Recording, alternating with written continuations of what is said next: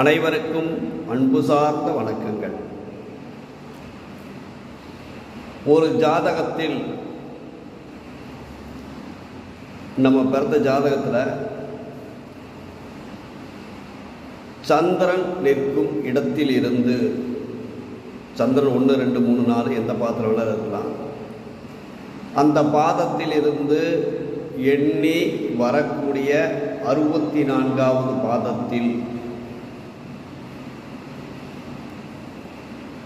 கோச்சார கிரகணங்கள் பயணம் செய்யும் பொழுது, 64வது பாதத்தில் கோச்சார கிரகங்கள் செல்லும் பொழுது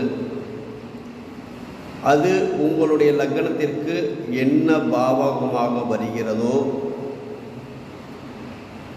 கடனாகவோ நோயாகவோ உறவு சார்ந்த பிரச்சனைகளோ அல்லது திடீர் அதிர்ஷ்டங்களோ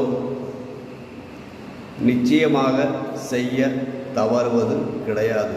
அப்போ கோச்சாரத்தில் உங்களுடைய ஜனகால ஜாதகத்தில் 64வது பாதத்தில் கோச்சார கிரகணம் செய்யும் பொழுது உங்கள் லக்னத்திற்கு ஏற்றவாறு சுப அசுப காரியங்கள் மாறி மாறி நடைபெறும்.